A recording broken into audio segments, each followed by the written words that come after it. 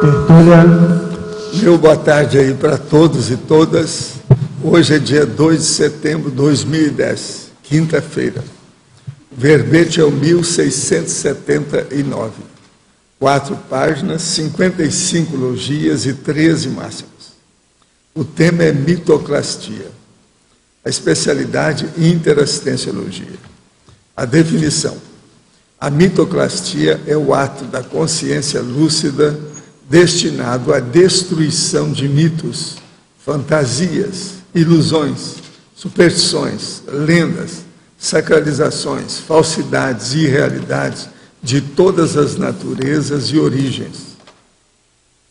A mitoclastia demolidora dos idiotismos milenares, os prejuízos milenares das mitificações, a demolição dos megamitos milenares por meio das autovivências teáticas independentes da opinião pública. Isso é a descrenciologia. O mito da verdade absoluta, o mito da mentira perfeita, o mito da evolução espontânea sem esforço, a ilusão da mitificação da própria personalidade, os mitos como geradores de equívocos diversificados e mal-entendidos contínuos, o mito da unanimidade, o mito do herói, o mito da divinização das consciências, o mito da Torre de Babel, os mitos literários, os mitos poéticos, e por aí vai. Nossa, eu li aqui só uma parte, aí são mais de 30 linhas aí sobre o assunto, tem mais de 40 referências aos mitos. Agora, na taxologia, nós estamos falando aqui de 11 confrontos entre os mitos de acordo com as linhas de cognição racional. E na remissologia tem 12 itens que nós destacamos. Afinidade cognitiva, almas gêmeas, baratrosfera, canga tribal e resíduo mitológico. Frase enfática. A mitoclastia demolidora é inevitável na tarefa do esclarecimento, na interassistencialidade, na ressexologia, na cosmoeticologia destrutiva, na impactoterapia e na homi-superteática. Você já encara as ações mitoclásticas evolutivas, contudo difíceis e antipáticas, no universo da interassistencialidade? Desde quando? Mito é uma das coisas que nós temos que encarar, temos que pesquisar, temos que abordar, não tem saída. Agora, pergunta. Hoje pela manhã tive a sensação de formigamento pelo corpo, sentia-me libertando, algo saiu e caminhou. Ouvi um canto lírico no pé do ouvido, algumas luzes e fiz um Pai Nosso. Acho que rezei o Pai Nosso por ter tido medo. Estudo num pequeno espaço de tempo. Não entendi nada, foi a primeira vez. Estava deitada, queria ter tido mais tempo para assimilar e entender mais. Quem pode me ajudar? O que devo fazer? Olha, é bom você estudar o EV, o mais depressa possível, para melhorar o processo e acabar com os assédios pessoais e alheios. EV, estado vibracional, pensa nisso. Estou respondendo por uma causa trabalhista de uma amiga que prestava serviço de ajudante em minha casa. Gostaria de saber por que depois de 2 anos ela levantou essa questão, sendo que sempre a tratei muito bem. A primeira coisa é o seguinte, hoje estão fazendo muita coisa nesse sentido e os advogados de porta de cadeia estimulam, é isso aí. Então eles arranjam qualquer desculpa ou até criam alguma coisa artificial para criar depois uma causa. De modo que isso aí, às vezes, não está na mão da pessoa. Vocês sabiam que se você colocar uma pessoa trabalhando para você, se você fizer um presente muito grande para ela, o advogado pode chegar e falar que você está tentando comprá-la? Isso é negativo. Quer dizer, o Brasil chegou num ponto que está passando da conta em matéria de proteção ao funcionário, ao empregado. Isso aí é uma loucura. Quer dizer, você tem alguém, o melhor é não ter tanto contato com a pessoa, porque senão vai te criar problema. Quer dizer, eles mesmos estão fazendo a diferenciação de classe. Como é que é possível uma coisa dessa? Você sabe disso, né? Se você ajudar demais, por exemplo, ela quer fazer uma cirurgia, então você vai pagar a cirurgia ou arranjar uma cirurgia para ela, vai criar problema para você, se ela trabalha com você. É deixar morrer. É isso que eles querem. Quer dizer, é uma loucura isso tudo. Tive uma projeção lúcida em que uma consciência energívora toda vestida de preto tentava atacar-me e eu buscava defender. Quando senti a presença de amparadores, pedi mentalmente para dar-me uma oportunidade de continuar tentando defender. Mas fui jogada longe devido à energia forte que saía das mãos do agressor. Uma amparadora aproximou-se dele, ele não via a amparadora, e colocou as mãos ao lado da cabeça do mesmo, e esse pareceu que desmaiou. Apareceu mais 2 amparadores que pegaram o agressor desmaiado e levaram embora. Colocaram num aparelho que parecia uma ambulância. Chamou minha atenção os olhos da amparadora, eram diferentes dos nossos olhos. A pergunta que fica: esses amparadores estariam acompanhando as ações do agressor para resgatá-lo de algum mega assediador? Ou esses amparadores poderiam estar ligados a mim? Isso tanto faz como tanto fez. Anota e vê o que aconteceu. Né? Com o tempo, isso vai ficar mais claro. Se interessar. Se você está fazendo assistência, isso vai ocorrer de outras formas, etc. A polícia japonesa não faz uso de armas de fogo no patrulhamento cotidiano, embora seja versátil em habilidades manuais para imobilização e detenção dos criminosos quando necessário. Uma patada de um cara, às vezes, é muito pior do que um tiro. O ideal seria não necessitar da polícia, caso não houvesse criminosos nas ruas. No entanto, vejo o treino em artes de lutas ainda necessário para o melhor preparo dos agentes policiais. O que o senhor tem a comentar sobre isso? Como está o desenvolvimento da paratecnologia para o diagnóstico de doenças do CAEC? Olha, o caso todo é o seguinte: a defesa dos policiais, é difícil esse processo de defender só na mão, porque o meliante, o criminoso, às vezes está com revólver. Se ele vê que a pessoa não tem, isso aí nem sempre a pessoa pode confiar nos pés ou na mão, no tapa da pessoa, né? Isso aí é difícil. Agora, o que eu vejo é o seguinte: é necessário que eles tenham alguma segurança para dar segurança para os outros. Agora, aqui no CAEC, nós estamos fazendo o que a gente pode para ajudar em matéria de diagnóstico.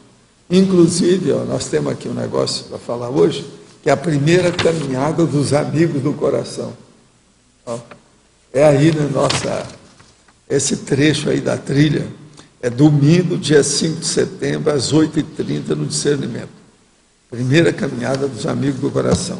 E eu estou aqui com os dados muito sérios sobre o serviço de utilidade pública, dor no peito de origem cardíaca. Eu, de vez em quando, vou ler aqui isso aqui. É muita coisa que tem. O tipo de dor no peito, o que a pessoa tem. Quando a pessoa sentir isso, é preciso de ser socorrida. Mas, às vezes, é preciso ter cuidado. Se o negócio é muito sério, não deve deslocar a pessoa nem colocá-la num carro, porque ela pode morrer durante a travessia. Tem que chamar os médicos para ver a pessoa imediatamente. De modo que aqui tem uma série de condições que eu vou ler oportunamente. Eles redigiram isso aqui, os especialistas, para nós falarmos aqui. De modo que a gente está fazendo o que a gente pode. Agora, outra coisa que eu queria falar com vocês. Isso aqui é um artigo que saiu de página inteira no Estado de São Paulo, no dia 28 de agosto agora. É sobre a leitura sem pressa. É a chamada slow reading. O movimento slow reading prega o contato demorado com a palavra escrita, a única forma pela qual seria possível absorvê-la integralmente. Então, o prazer da leitura sem pressa. Agora, aqui, fala uma série de explicações que esse processo que tem hoje da cibernética está levando o povo a ficar mais burro também na questão de não ler tudo. A pessoa só lê superficialmente, só lê um pedaço. Estão explicando tudo aqui. Se estiver lendo esse artigo impresso, o mais provável é que vá ler somente a metade que escrevi. Mas se a leitura for online, talvez não chegue a um quinto do artigo. É terrível isso. Hein? Se vocês quiserem, seria bom ler isso aqui. Vale a pena, é um grande artigo.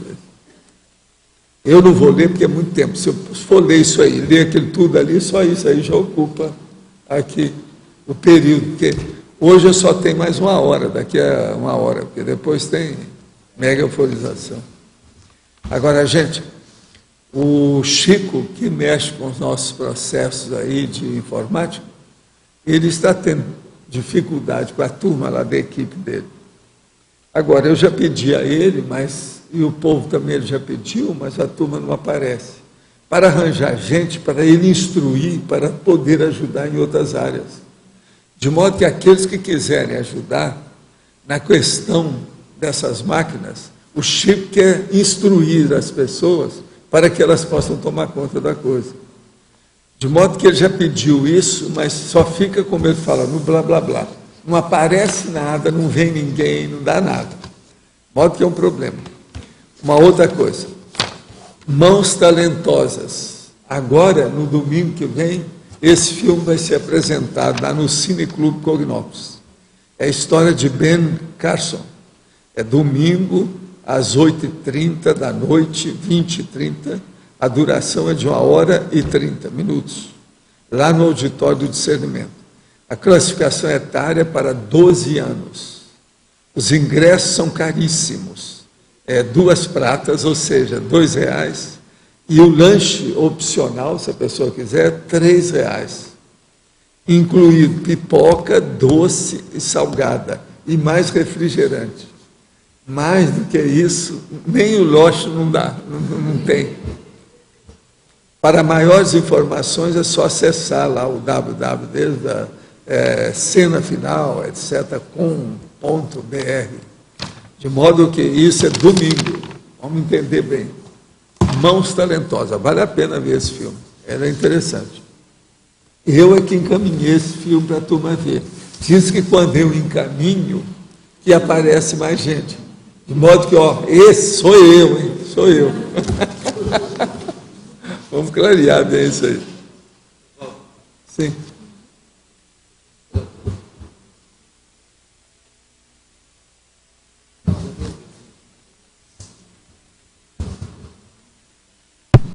Então, a gente vai exibir agora no domingo, porque no último domingo não pôde, né, a sala ficou interditada, e no domingo anterior a gente exibiu o vídeo lá de Gramado, com a Malu, debatendo, o pessoal lá. Agora, o pessoal, então, nessa última sessão que teve, válida, né, pediu para reexibir pela 3ª vez o filme, O Último Romance de Balzac. Porque ficou alguma coisa ou outra no ar. No domingo vai ser a 3ª vez? Não, vez desse? Esse domingo vai ser Mãos Talentosas, que já estava agendado antes, há 2 semanas. Então, para a próxima semana, se prepare, quem não viu nenhuma dessas 2 vezes, a gente vai passar, e talvez num sábado à noite, para mudar um pouco o horário. Foi muita gente lá agora, domingo passado?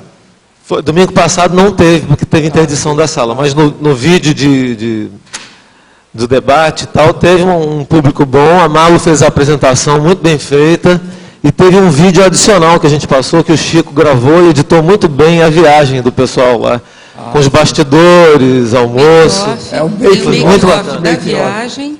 E para quem não viu, é bom saber que aqui nós estamos assistindo o filme em super primeira mão, porque ele só está no circuito festivais. Ele não está passando em nenhum lugar, nenhum cinema, ele só passa nos festivais que ele está concorrendo esse ano. Então, quem está vendo aqui, está vendo em super primeira mão o filme.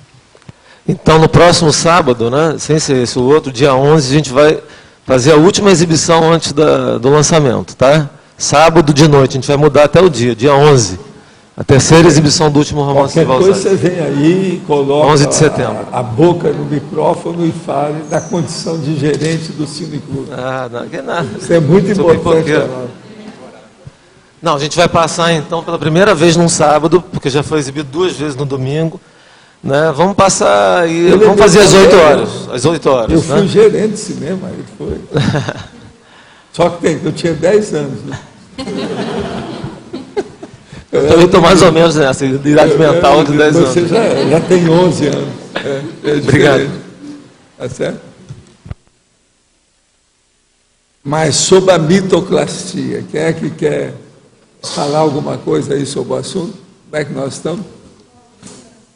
Sinonimologia não pode entrar tares diretamente? Porque é um sinônimo Na bem claro. sinonimologia? Até um certo ponto pode, aí depende ali. Tares.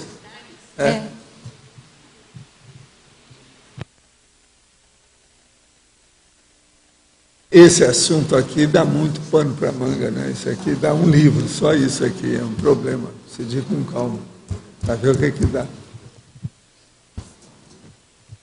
Agora, gente, eu quero aproveitar. Hoje eu vou esperar aí o Pedro aí para falar isso aqui, mas o meu problema é o seguinte: eu estou querendo que alguém faça um livro para nós, que é um dicionário. É o dicionário biobibliográfico de autores da Conscienciologia. E nós já temos aí, só os nossos aqui, são 41 autores. De modo que seria bom alguém pegar isso. Eu vou mostrar isso aqui para o Pedro, para ele ver como é que está. Nesse dicionário entraria o autor, a mini bibliografia, a biografia dele, a biografia pessoal, né? Os livros, artigos assim de importância, colocar em ordem alfabética. Agora, nome literário, pseudônimo, se houver, data e local de nascimento e de dessoma, se houver, formação, nível de estudos, dados significativos da vida e da atividade, colaborações impressa ou imprensa, rádio, TV dele, traduções de obras do autor, antologias incluindo textos do autor. Agora, e incluir esses dados na introdução do dicionário, expor o que é que vai ser. Já estou dando a dica, o dicionário mastigado, é só fazer.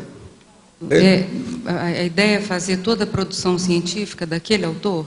Assim, a produção científica integral, tudo que interessa, a ficha aquilo dele. Que seja da Conscienciologia. Que já foi Agora, publicado dentro da Conscienciologia. Dicionário Biobibliográfico de autores da Conscienciologia. Nós não temos isso.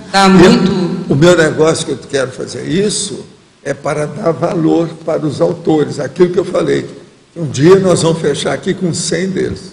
Então já preciso começar a fazer esse dicionário, que a gente vai ampliando ele cada vez mais. Isso vai ajudar demais os próprios pesquisadores, porque muitas vezes eles estão publicando um assunto que eles não sabem que aquele pesquisador já explorou profundamente, já publicou falou, fora daqui, eles não sabem. Então vai ajudar demais a nossa pesquisa. Reinventando a roda. Agora, isso aqui eu acho importante a gente ver. Eu já vou falar com o Pedro para ele segurar a barra, que ele é bom nessa questão do dicionário, já de muito tempo. Então vamos ver o que dá. Agora aí eles decidem aí quem é que quer fazer, como é que é. E aqui nós temos vários lexicólogos. É ele, a Lourdes, a Cristiane, todo mundo sabe mexer com isso bem. Tem mais gente. Nós estamos com 5 mil dicionários, deve aparecer gente que sabe ler esses dicionários, pelo menos é isso. Precisa saber ler, né? Depois escrever a respeito. Agora, eu penso que isso aí pode ajudar muito. E outra coisa, a pessoa vai escrevendo mais livros, aquilo vai ampliando o dicionário. Daqui a pouco nós temos um livrão aí. Com 40 já tem muita coisa, já dá um livro inicial. Eu já fiz o cálculo, pela situação que é. Vale a pena. Agora, sobre a mitoclastia, vocês examinam bem aqui, na taxologia, esses 11 confrontos sobre os mitos da cognição racional. Administrativologia, mitos empresariais e mitos econômicos. Antidiscernimentologia, mitos religiosos versus mitos eletronáuticos. Civilizaciologia, mitos imemoriais versus mitos contemporâneos. E por aí vai. Nós temos 11 abordagens diferentes para mostrar o assunto. Professor, aqui no ar. Na linha 4 e na linha 15, tem 2 itens que eu achei um pouco parecido, eu queria que você diferenciasse. Um é a ilusão da mitificação da própria personalidade, e o da linha 15 é a eliminação dos mitos pessoais. A questão da mitificação pessoal, da própria personalidade, não seria a mesma coisa? A mitificação, aqui eu estou mostrando a gênese, como é que essas coisas ocorrem. a ilusão da mitificação da própria personalidade. Depois a eliminação disso. São diferentes a observação. Tá. Agora, os mitos sobre a pessoa, eles aparecem de todo jeito. E hoje, com esse processo de Orkut, né? Todo esse processo que tem aí dos blogs, esses mitos não aparecem mais. É muita invenção que tem de todo tipo. Entende? E é muita bobagem que tem, né? Os fãs, clubes, é demais. Pessoa que cria um personagem sobre ela mesma, né? Assim. Como é que é? A pessoa que acaba criando um personagem em cima dela, né? Ela cria aquela... Né? É o jeito. O negócio é a gente honrar o tipo que você construiu. Eu tentei fazer isso. Eu uso sempre branco. Eu criei um tipo. Agora, isso cria problema com a turma vamos dizer, da mídia, né? Eu apareço de branco, por exemplo, em qualquer lugar que eles vão me focar, tem que ter alguma coisa escura atrás. E não sou eu sou branquinho. Então, se não tiver uma coisa escura, eu não apareço, fica só os olhos, mais nada. Então, veja, isso já muda tudo. Eu criei um tipo de propósito. Agora, tudo isso eu estudei em Hollywood. E a pessoa me vê uma vez, ela não esquece mais. Eu fixo no meio de um monte de gente. Agora, o melhor da história é que isso já aconteceu no meio de um monte de gente da terceira e quarta idade. Eu ia nos hotéis, de vez em quando tinha aquelas grandes comemorações, eventos desse povo.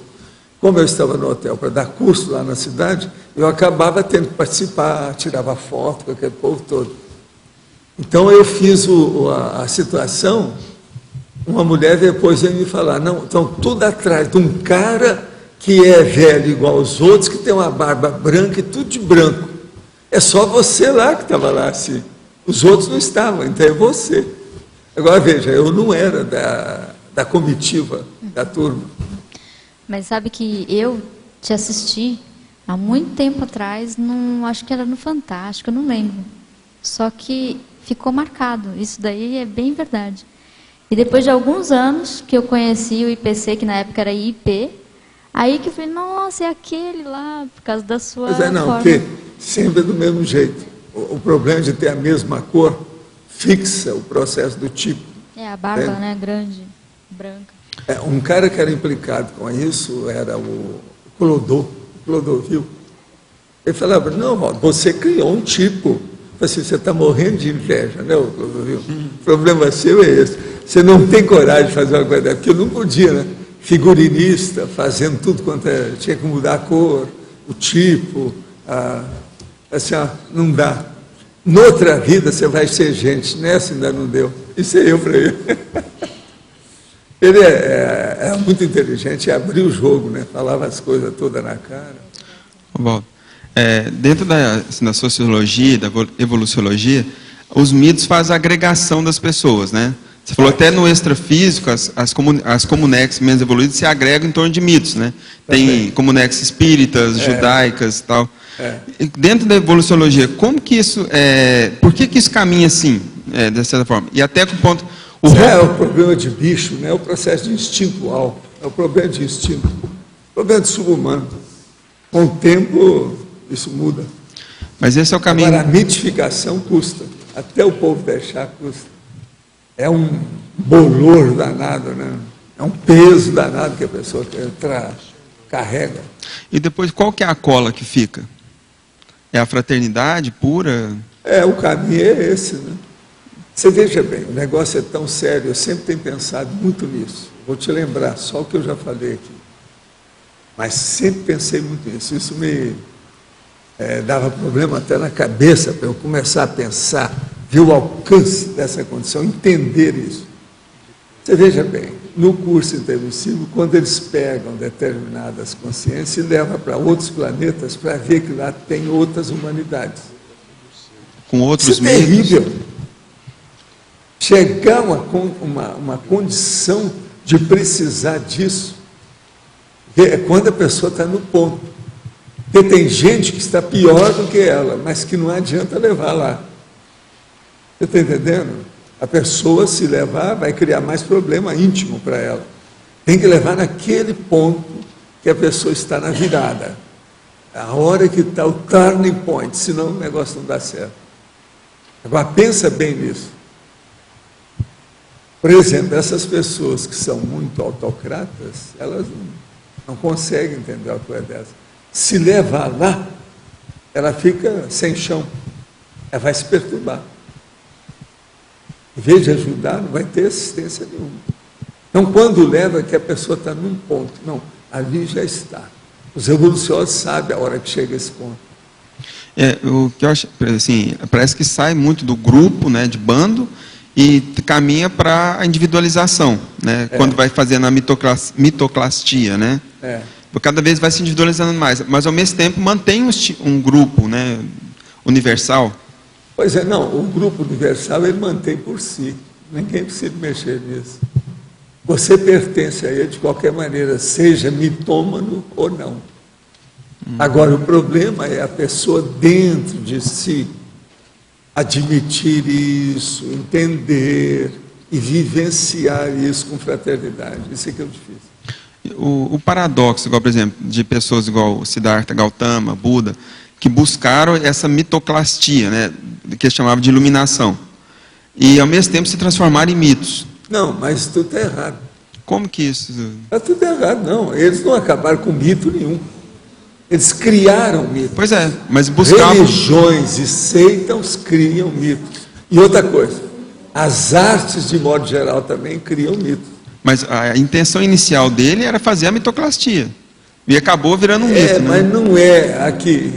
A intenção mas não resolve. Presta atenção. Existe um fato muito sério, que é a vida do Krishnamurti. Ele, durante a vida dele toda, ele quis combater tudo que seja coisa antiga, inclusive a ciência. E queria ser o mais universalista possível.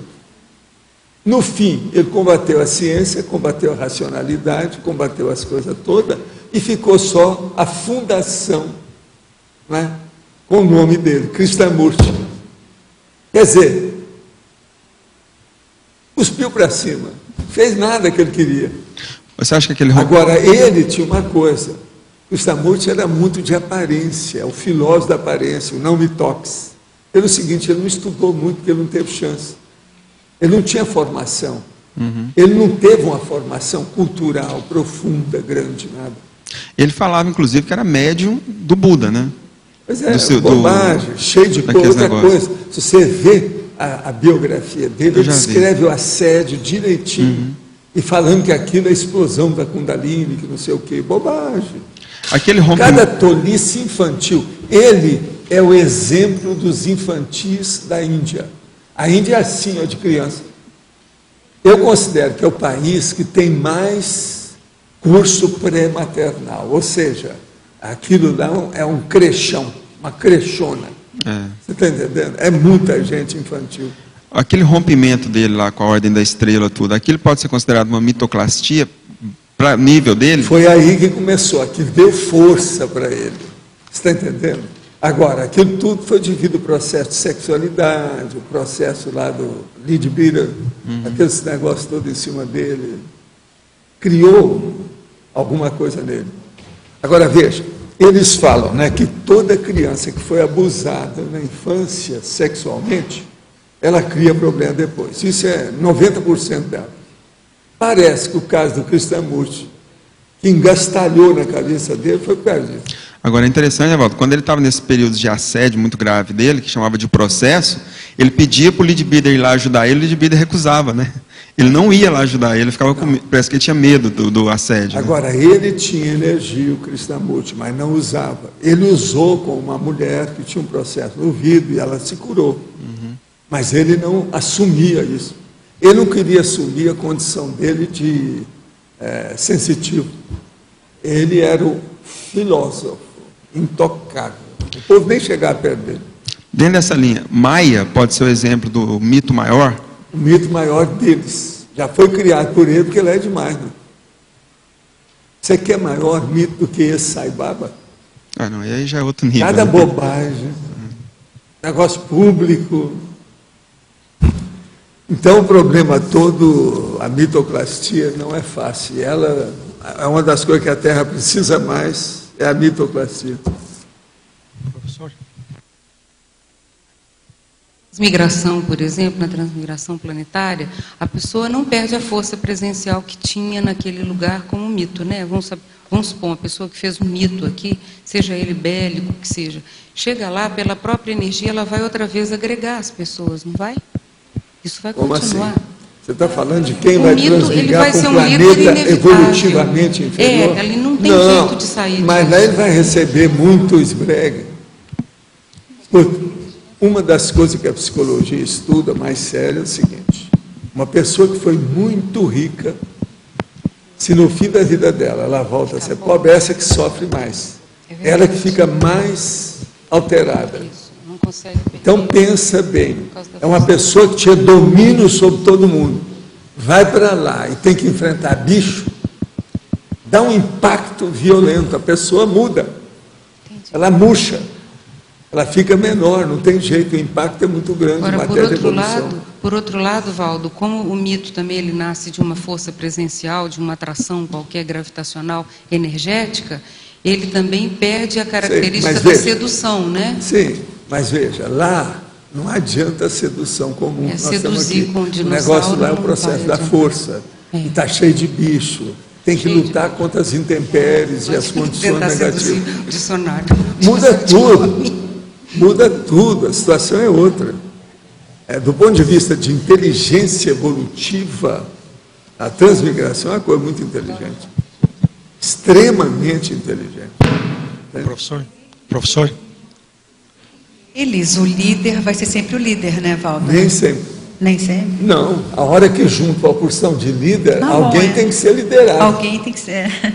Você junta 10 líderes, eles não podem ser líder de todo mundo Tá simultaneamente. Certo. 9 tem que ser liderados, um vai ser o líder. É. Agora veja, naquele ambiente, eles mesmos não vão querer ser líderes. Professor? Quem é que tem que ir na frente? O líder não tem que ir na frente? Não pensei nisso. Às vezes não dá para mandar todo mundo na frente. O cara tem que ir na frente, não estou nessa. Me inclua fora dessa. Isso tudo tem que ser levado em consideração. Professor Valdo? Pode falar. É o seguinte, aqui no item de codificação, né? Sobre o código de pessoal de cosmoética, já é uma desmistificação. Agora, se for na formação do código grupal de cosmoética num grupo de TENEPS, como é que se faz para o pessoal entender um pouco melhor essa questão? Eu gostaria de uma palavra sua, porque o meu grupo... A primeira coisa é o seguinte, a TENEPS é fácil de expor, porque ela é um trabalho pessoal. Sim. Não tem jeito de ter liderança na TENEPS, porque todo mundo é isolado. A hora que juntam, isso é aparência, porque a TENEPS mesmo não funciona. Você faz uma reunião de tenepsista, ninguém vai exercer a TENEPS ali. Ela é feita individualmente em casa. Isso é muito bem bolado. Então não existe isso. Isso é bobagem. O processo de liderança para tenepsista não é de liderança. É só conversa fiada. Não é liderança, é o código grupal de cosmoética. Pois é, mas agora o código grupal é aperfeiçoar o manual da TENEPS. Sim, mas... Vê o que você pode fazer para aperfeiçoar isso. É o que eu estou pretendendo fazer, isso já faz mais de um ano.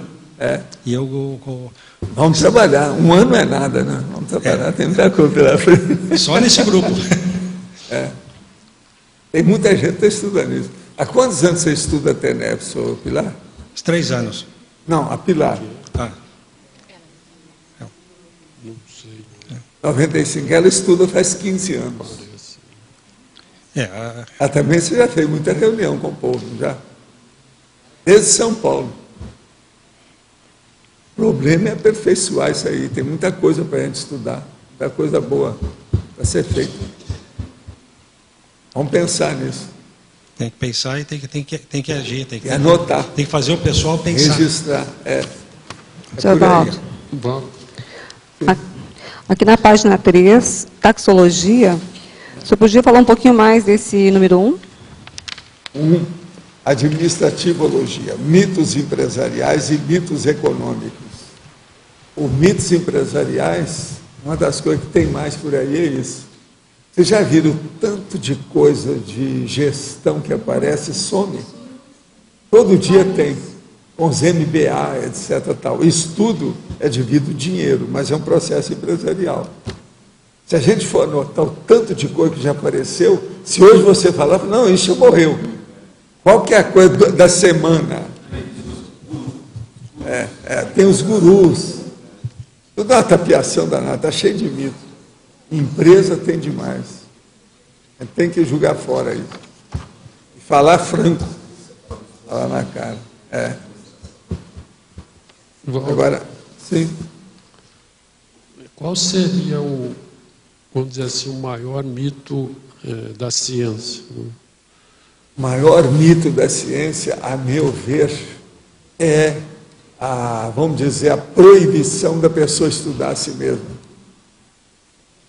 É eletronáutica. Então, o problema de você não ter contato com nada é só estudar o elétron, mas não pode estudar a consciência. Isso é um mito. Isso é um dogma científico. Esse é o pior que tem. Esse é o espírito da coisa da eletronáutica. É a essência da eletronáutica. Então, a pessoa pode estudar elétron à vontade, mas não pode estudar o egão dela. E a parte da multidimensionalidade também que não estudam. Pois é, mas isso faz parte, né? A multidimensionalidade é você, é a sua consciência, é ela que é a multidimensionalidade. A base do mito é a própria eletronáutica, ficar preso à eletronáutica, é isso?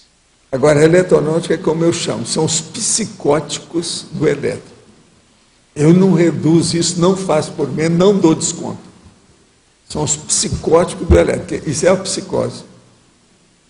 Cara, já nasceram e já morreram quantas vidas? São milhares de vidas. Não tem nenhuma lembrança disso, quer dizer, esses não são casca grossa. Eles são totalmente obstruídos. Eles têm uma constipação mental. Pensa bem, eles têm aquilo que a gente chama fecaloma atrás da testa. Não é possível, raciocina isso. Desde pequeno, eu acho que isso é uma loucura. Agora, nas minhas retrocognições, eu comecei a lembrar, eu já tive isso em diversos idiomas, diversos países, eu já pensava desse jeito. E sempre me dava impacto. Não, já pensou? Fecaloma. Vocês sabem o que é fecaloma? A hora que faz um tumor de cocô na barriga da pessoa. Essas pessoas têm um tumor de cocô atrás da testa, é o cérebro. É granítico. Não, porque, aqui, além de pensar, tem mau cheiro, não serve para aplicar em outras coisas, é matéria gasta, o negócio todo é a matéria gasta. E eles dão valor para a matéria gasta, que é o elétron. Ficam só nisso. Eles não dão valor para a consciência deles, que é a matéria que não gasta fácil.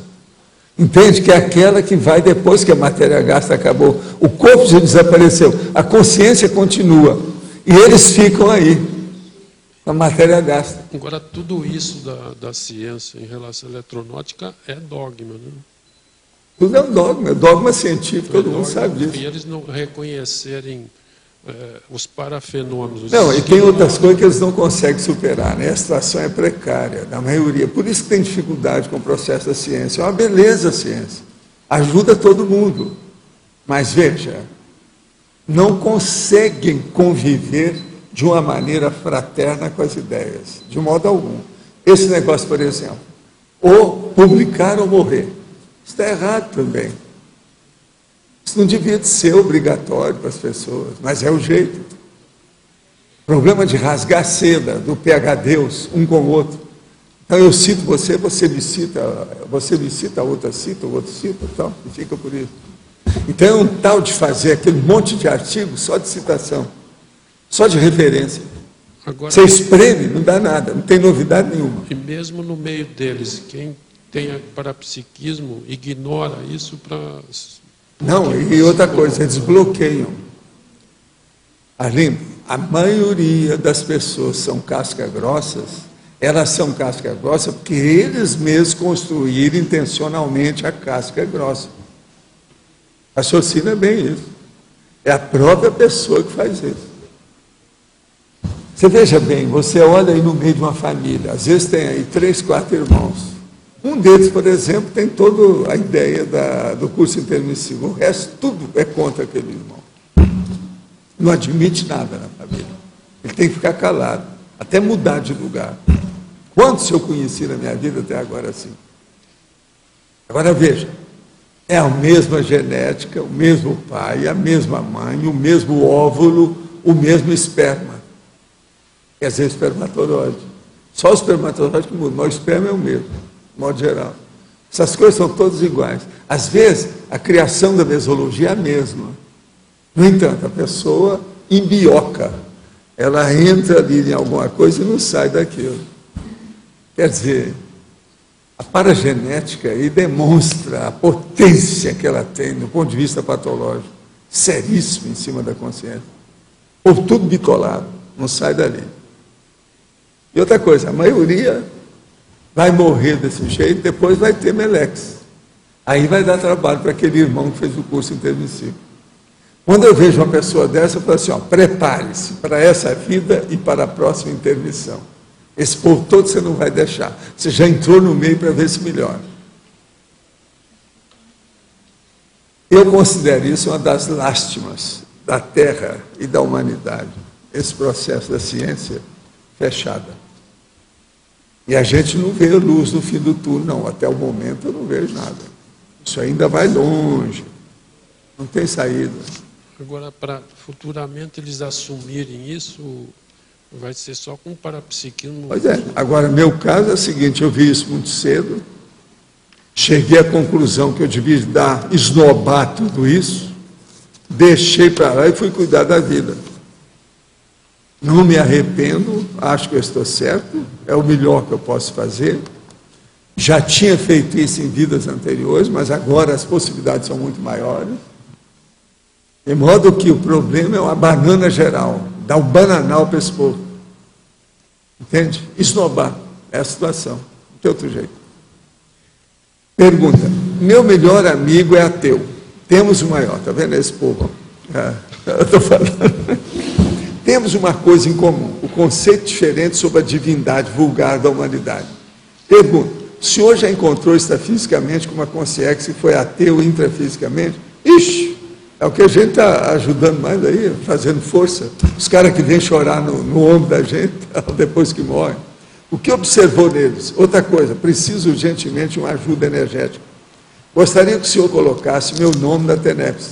Não vou falar qual é o meu problema, porque a ajuda que eu pedi poderia necessariamente não ser a ajuda que eu preciso. Confio cegamente no senhor e nos amparadores que atuam com o senhor. Por favor, socorro! E tem um ponto de interrogação, de exclamação.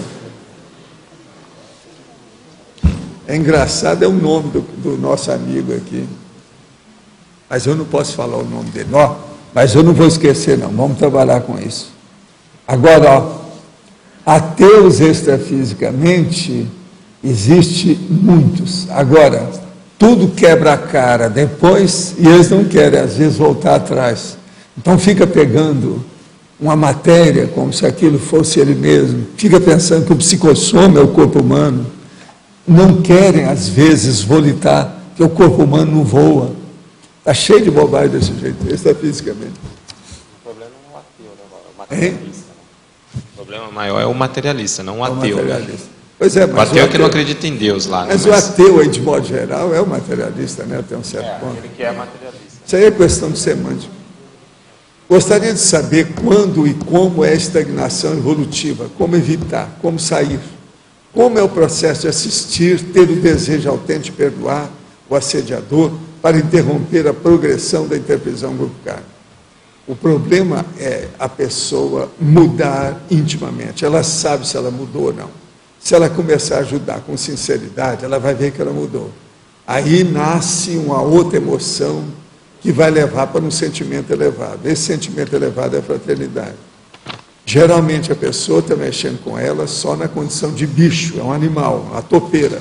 Tem que sair disso. O mais importante para mim, como perceber o assédio? Não tem nada de parapsiquismo. Às vezes acontece que estou com minha irmã e meu cunhado, percebo que sentimento de raiva é direcionado a eles. Às vezes consigo parar, pensar, por que estou ficando com raiva deles? Não me fizeram nada, esse pensamento não é meu. Jogo energia, seria isso, esse é o caminho, poderia me orientar? Olha, o problema é o seguinte, se você tem raiva da sua irmã e do seu cunhado, é porque tem um assediador que está contra eles e você é a esponja que ele está sendo usada para ele funcionar. Desconfie, acorda, desperte. O que há? Pensa bem. Tem, boi na linha. Tem goteira atrás dessa história. Olha bem o que se passa. É a sério. Estou fazendo a TENEPS há algum tempo.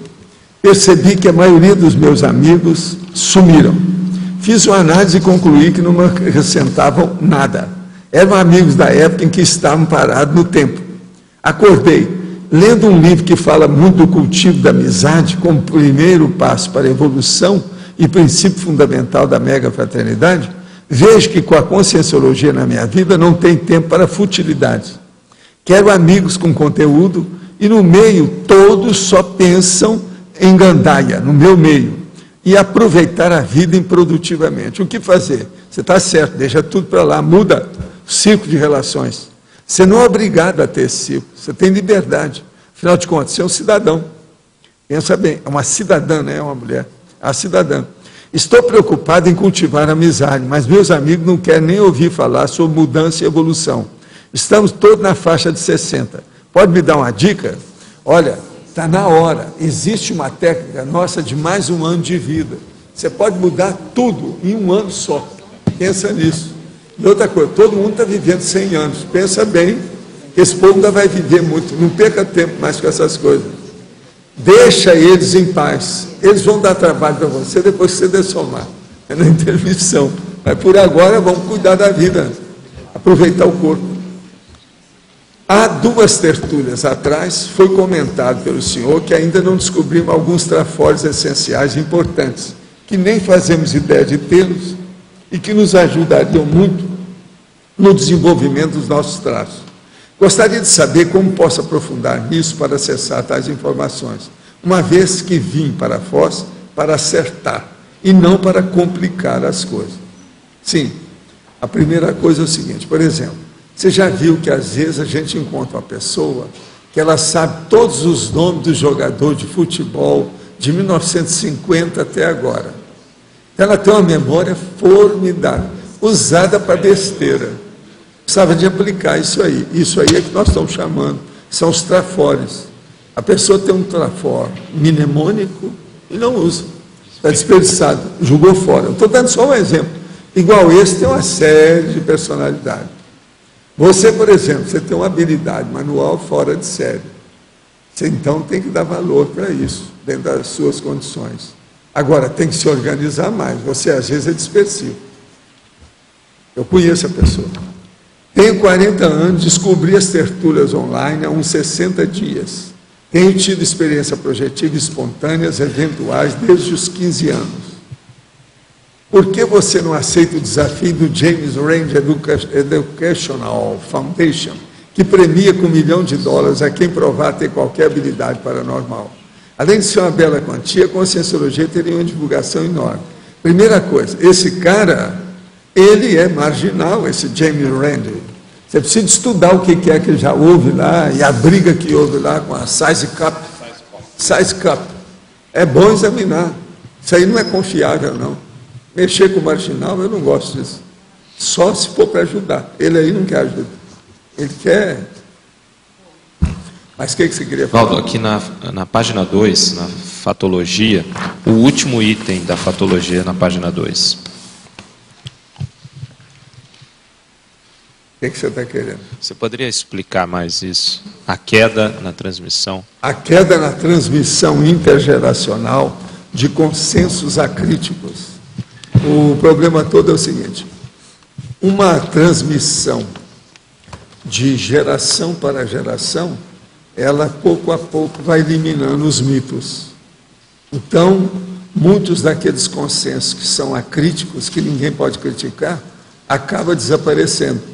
E a pessoa, então, que começa a criticar, vai ver os erros que tem, a irracionalidade, onde é que tem a superstição, o que é que tem de crendice e o que tem de irracionalidade mesmo, de loucura. Então, há uma queda na transmissão intergeracional. Por exemplo, muita gente aqui sabe que o seu avô, a sua avó, seu bisavô, tinha mais mitos e hoje você está cuspindo para esses mitos. Não interessa mais esses mitos. Isso tudo já mudou a geração de uma para outra. Com o processo agora de mais avanço da comunicação, isso se tornou mais intenso. Então a gente tem que levar em consideração essa realidade. Aquela questão que... Isso é que eu chamo a queda na transmissão intergeracional de consensos acríticos. Que falava porque que os consensos agora são todos críticos. Leite com manga vira a cara para trás, não tinha uns negócios desses, não tinha? O caso não é fácil. Foi. E virar a cara para trás, você sabe que é o estupor. Né? É o chamado estupor. O cara fica assim, acabou. É o estupor. Agora, é muita bobagem, né, que tem. Tinha até hoje ainda tem. Mas que continuava, eu cheguei a ver isso aí. Agora, ainda tem muita bobagem.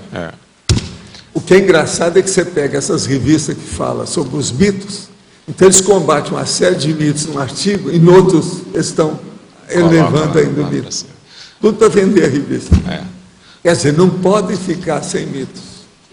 Agora, o Max Planck também falou disso, né, referente na ciência, né, que um paradigma perdido quando eles morreram. Saíram 2 revistas sobre a mitologia, e eles estão fazendo ainda, vamos dizer, indicação de outras revistas que vão sair sobre mitologia, de tudo quanto é jeito. Mitologia grega, romana, chinesa, indiana, o que você pensar tem. Nesses eu não vi nada dos mitos aqui do Brasil, né? A mula sem cabeça, o Saci Pererê, essas coisas, né? Isso aí eu não vi. Quer dizer, ainda tem mais ainda. Agora, tem uns que estão fazendo um verdadeiro dicionário de mitos. Tem quadros sobre os mitos.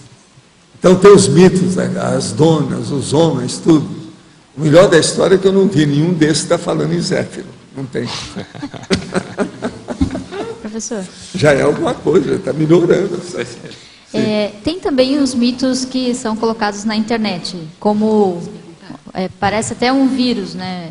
É o mito viral, né? Eles ficam passando de e-mail para e-mail, fica navegando pela internet, a pessoa vê uma série de... Sim, mas olha, a internet vamos dizer assim, a prostituição dos mitos.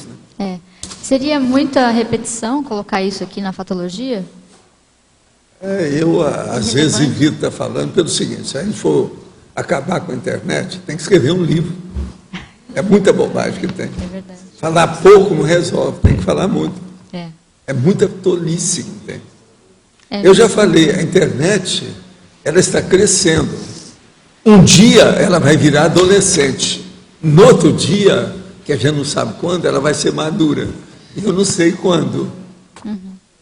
Eu estou aí de olho e de ouvido, para ver o que dá. Valdo, aqui na fatologia, você tem na 16ª linha, no final dela, você fala o desembaraço dos próprios passos no universo da cognição. Isso tem a ver com a desperticidade ou não? A cognição tem a ver com independe. A desperticidade, mas tem a ver com o parapsiquismo, a multidimensionalidade, tem a ver com tudo isso. São as pessoas que tropeçam nos próprios pés, né?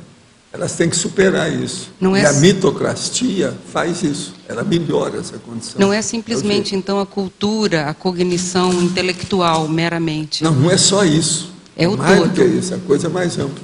Então, teria a ver com a desperticidade, essa relação aqui que você faz? E o parapsiquismo. Agora, aqui outra pergunta.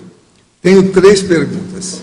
A responsabilidade da criação do mito é da própria pessoa ou dos ignorantes que lhe endeusam? Não é de todo mundo que entra nessa. A responsabilidade de todo mundo. Porque uma pessoa faz um mito, o outro aumenta mais, talvez aquele tenha mais responsabilidade do que quem criou. Porque aquele que aumentou, ele está querendo mais mito. O grande problema do mito seria o engessamento do pensamento? Sim, é o que eu falei, é o fecaloma cortical, ou seja, cerebral. Eu acho que esse liquida com o assunto. Só aquelas pessoas que têm diarreia mental, têm menstruação mental e têm o processo do fecaloma. Com isso a pessoa entende. Gente, a pior coisa que tem na Terra são os pensamentos errados. É o que eu tenho tentado combater desde a minha infância. Não é fácil. Caso houvesse um carro-chefe da Conscienciologia, seria a cosmoética ou discernimento? O que o senhor pensa? Teria algum outro? Não. O carro-chefe chama-se princípio da descrença. Se você está querendo um carro-chefe, eu acho que é o melhor, não acho, João? Com o princípio da descrença, você vai mostrar seu discernimento e a sua cosmoética. O negócio é mais sério do que isso. É o princípio da descrença. Você não vai ser crente de nada. Isso é que é importante. O que é o mito? É uma crença. Os caras arranjaram uma crença. Agora, o princípio da descrença acaba com o mito, acaba com a crença. Gostaria que o senhor comentasse em numerologia o mito da inocência infantil. É o povo que acha que toda criança é inocente. Eles ainda não viram os jornais da televisão, né? Menino que assaltou não sei o quê, o outro que fez isso. Não viram, por exemplo, na África, as crianças com a metralhadora na mão, aqueles lugares todos. Que inocência é essa? Criança intensa, não é assim. Eu tive um cara que, sob certo aspecto, era até meu primo. Nós, pequenininhos, 6, 8 anos, ele, se pudesse, o tempo todo criar problema a todo mundo. Queria jogar a pessoa no buraco, queria atravessar alguma coisa, jogar pedra e quebrar a vidraça, atender, tudo só má intenção. Vai me dizer que é inocente? Uma vez eu perguntei para a mãe dele, o que é que tem que vocês fizeram com ele, que ele é assim? Aí ele falou assim, nós não fizemos nada, esse menino é assim desde que nasceu. Deu trabalho desde o primeiro dia que apareceu. Esse deve ser daquele, né? Se eu tivesse lá para fazer o parto, eu devia te segurar na minha barba e puxar para ver se era falso. Na hora de nascer. Agora, esse foi meu primo. Lá pelas tantas, minha mãe falou assim, olha, evita ele, não fica com ele não, que não dá certo. Ele vai acabar criando problema, depois a polícia vai pegar a meninada toda. E isso acabou acontecendo mesmo. Eu deixei, depois teve um negócio de polícia no meio. Depois eles mudaram de lá, eu não fiquei sabendo o que aconteceu. Agora, esse menino eu nunca pude esquecer. O pior, ele era meu primo. Primo assim, segundo grau, mas era meu primo. E o povo tudo fazendo uma força danada para ajudar o rapaz, não tinha jeito. Quem não conhecia, ele era até um menino bonito, cheio de vida, fortão. O negócio dele ter músculo, aquilo era pior ainda. Então, isso eu vi de perto. Você está entendendo? O negócio não é fácil. Aqui na página 1, mais ou menos, 1, 2, 3, 4, 5, 6, 7, nona linha de baixo para cima. A eliminação dos mitos pessoais. O que eu gostaria de saber é o seguinte, qual é o mito, ou quais são os mitos que nós ainda na CCCI temos que eliminar? Não, aí depende da criação da pessoa, né? A instrução que ela teve, a mesologia, a família que ela teve. Tem que examinar. Tem muita gente que ainda tem muito mito sobre muita coisa.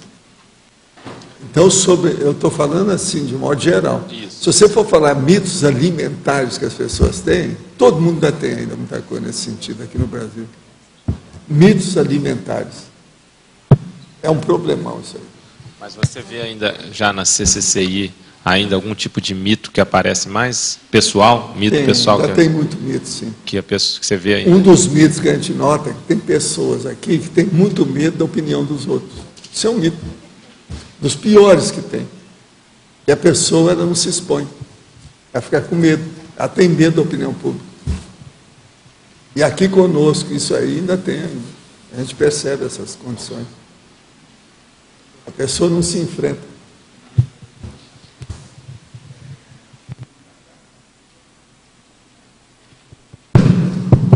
Oi.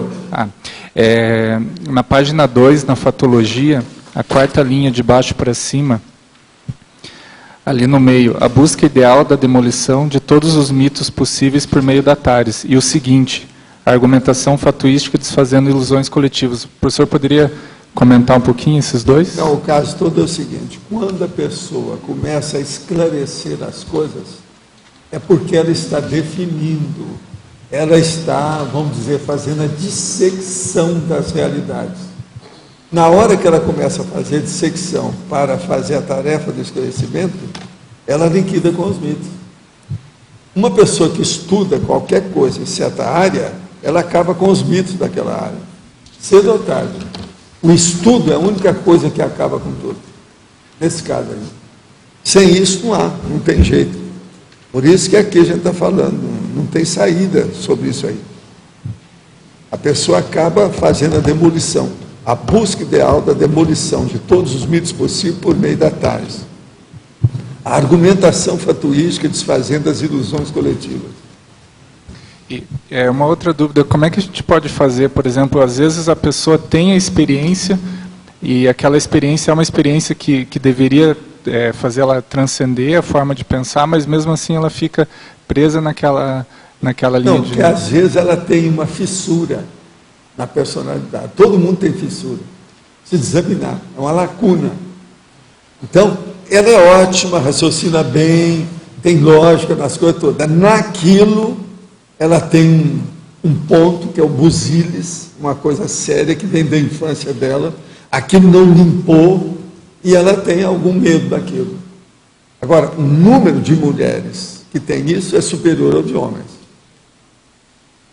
Porque as mulheres, é muita canga em cima dela, muito processo contra a própria criação, esse negócio todo. Então, isso aí cria mais problema. Eu acho que mulher tem mais fissura do que homem. Agora, a fissura é psicológica, aquilo que a pessoa pensa, aquilo que ela sente, como é que é. Você está entendendo? É um crafar que está ali, escondidinho, e que às vezes ela defende com unhas e dentes. Por isso tem que estudar muito. Por isso que o processo daquele período do noivado é muito importante para a pessoa se conhecer. Noivado. Esse negócio de ter acabado com o noivado não é uma boa coisa. Entende? É muita gente que casa, não teve noivado, daí a pouco tem que separar. Eu mesmo fui uma pessoa na minha família. Do ano passado para cá, não durou nem 6 meses o casamento. Separaram assim, de cidade, cada um para um lado, outro para o outro, definitivo. Divórcio mesmo para valer. E a pessoa não viu a realidade um do outro. Entende? Não foi a minha parente que teve culpa, o homem. Quero explicar isso bem. Que a moça é muito inteligente, mas não viu a situação. Caiu de 4. A inteligência foi para o espaço. Esse é tipo de mulher. Não teve raciocínio para nada, não viu nada daquilo. Professor? E a sociedade, uma família de um lado, a família do outro, incensa tudo, aquilo cresceu. Sim. Aqui na B. O senhor falou do problema do seu primo. Qual é a melhor fórmula ou maneira de trabalhar com as crianças?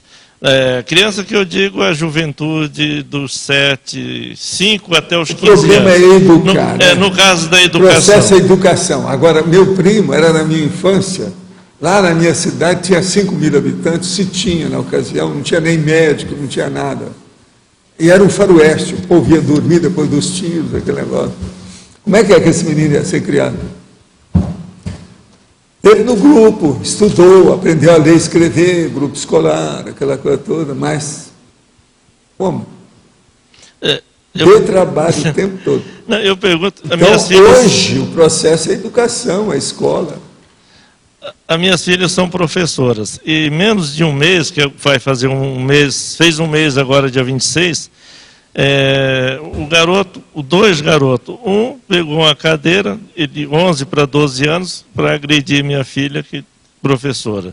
O outro tentou dar um tapa, uma porrada nela, vamos assim dizer. Aí ela conversou com o pai e tal. Esse último agora, ela teve que fazer um boletim de ocorrência. Chegou na delegacia, isso aqui não vai dar nada, tal. Pois é, mas o problema tem que mandar para as psicólogas para tratar disso. Aí é a psicologia cognitiva comportamental. O que se... A minha mulher, a Estela, essa hora está atendendo lá. Eles atendem às vezes por dia, as 2 dezenas de criança com os pais, e pais com as crianças. E o negócio é assim. O que se observa... Agora, isso tudo aí é fichinha. Se elas forem contar o que está acontecendo, você fica abismado, você custa acreditar na história. Custa admitir aquela realidade. No entanto, é a realidade. O que se observa, o que é normal, é que normalmente a mãe é separada do pai, ele vive um pouco a pior coisa com o outro, que tem vive com a avó. Essas separações pioram tudo. É uma desagregação total. Responsável. Isso é um problema. A separação divide da cadeia em certos casos. Eu sempre falei isso. Não é hora de separar. Essa criança está crescendo, ela precisa do pai e da mãe junto. Por que colocaram o filho no mundo? Tem que aguentar isso aí. As pessoas tinham que aguentar. Eu acho que certos divórcios divide e leva o povo para a cadeia. Não, você pode divorciar com 5 anos de cadeia. O que ocorreu viu ideal viu, professor? Da criança. Aí a criança vai visitar o pai na cadeia, aquele negócio todo, sabe como é que é? Eu tenho uma filha que... ver, o divórcio nasceu de que lado? Da mulher ou do homem? Aí tem que ver quem é que vai para a cadeia. Ela mora em Brasília desde 2003 e dá aula num colégio classe alta. E uma senhora, digamos, de classe alta, chega com a filha dela, a filha de 2 para 3 anos. Eu não aguento mais a minha filha. E aí minha filha diz, olha, o que a senhora que é mãe, como é que eu faço? Psicologia cognitiva comportamental. É a melhor que tem das escolas todas atuais da psicologia, que serve para ajudar essas crianças. Agora, você sabe como é que eles fazem com a criança dessa? A criança é brava, essa que não quer nem conversar, que está querendo avançar com todo mundo. A professora chega e fica do mesmo nível da criança. Leva a bola, joga a bola com ela, mostra as coisas que ela gosta, conversa de igual para igual, senta no chão, conversa, até fazer intimidade. Lá pelas tantas, a criança pede para a mãe, não, eu quero ver a professora, eu quero ver a doutora, quero ver. Você está entendendo? Isso é que falta. Precisa de criar esse ambiente, porque o processo da afetividade aí, que é bicho, é o bicho bravo. Então tem que ir com calma, tem que ter instinto na história, não tem outro jeito. E é isso que se faz. Você há de ver o tanto de jogos, as coisas todas que elas usam para mexer com isso. Agora, é interessante isso. 1, 2 vezes que esteja com ela, dá o attachment. A criança quer estar com aquilo, quer brincar com a professora. Você está entendendo como é que é? Muda tudo. Agora, isso é criança, às vezes, que é um verdadeiro homicidazinho, com 5 anos de idade. Se deixar, ele faz só besteira. Exatamente. Então é necessário, aí é psicologia mesmo, não tem saída não. É saber tratar essas crianças. Obrigado. Acerca da temática mitoclastia, posso relacioná-la ao fato de que popularmente se diz que as datas 13 da sexta-feira e 11 de setembro sejam, respectivamente, dizem que a pessoa deve ter maior cuidado e pensionizar nas pessoas que dessomaram na tragédia dos Estados Unidos. O mesmo ocorre com o mês de agosto, que também se diz que é o mês do desgosto. Isso, de fato, é mito, porém destaque que o comércio considera o mês de agosto o pior mês de vendas, e por isso foi inserido o Dia dos Pais nesse mês para aumentar as vendas. Sei, mas você não entendeu uma coisa. O mês de agosto ficou pior de tanto o povo pensar nisso. Com o passar do tempo, fez fama deitar na cama. Não tem nada que ver com isso. Coitado do agosto. Ele nunca fica agosto. Entende? Pois é, o negócio é o julho. Ninguém quer voltar para a escola, quer que continue. Aquilo durou pouco. Nunca deu para brincar tudo que precisava. Poderia esclarecer o item da fatologia página 1, linha 11, de arriba para abaixo, a ação de deletar a ineficácia histórica. Então, vamos ver aqui. Patologia, linha 11. 4, 5, 10, 11. A ação de deletar a ineficácia histórica. O caso todo é o seguinte: o problema todo da história humana, por exemplo, aí há muitos mitos históricos que as pessoas hoje têm que começar a estudar, que a história está sendo vista de uma maneira diferente. É por isso que eles falam muito em historiografia atualmente. Então, isso tudo é ação de deletar a ineficácia histórica. Quer dizer, há muita bobagem na história que a gente tem que descontar. É muita tolice que tem. E outra coisa, quando começa a chamar muita atenção, piora mais. Atualmente, por exemplo, tem milhares de livros sobre os nazistas. Tem muita coisa certa, mas como tem besteira também dentro disso. Agora, são milhares de obras sobre o assunto. Só nesses últimos 15 anos já apareceram milhares de obras sobre os nazistas. Não é só em português, não. Eu ainda li isso agora, que tem lá um autor que já estudou. São milhares. Pensem nisso. Isso é uma loucura. Cheio de bobagem. Só sobre Auschwitz, quanta coisa que tem. Por isso que eu fiz o verbete de Auschwitz, para ver se clareia um pouco a situação. E na hominologia, página 3, há um item repetido na 3ª e 4ª linha. Homo sapiens conscienciológico. Sim, nós vimos isso aqui, muito bem, você está certo.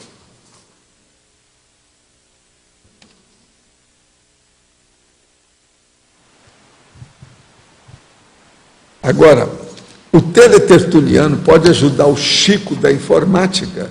Sou profissional da área, me predispõe a ajudar caso houver possibilidade.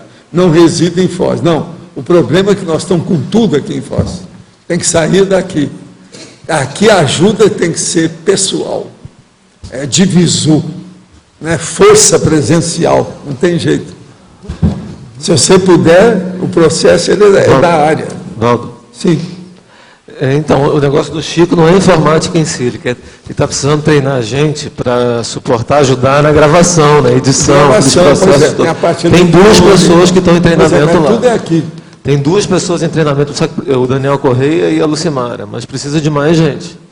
Ele está cansado. Sei, mas o Chico já me falou que já pediu várias vezes para o povo aparecer. Precisa de só verdade, no blá blá blá. verdade. Não aparece nada. Por isso que eu estou falando aqui. Ficou semanas aí sem aparecer ninguém. Nós temos que dar um jeito.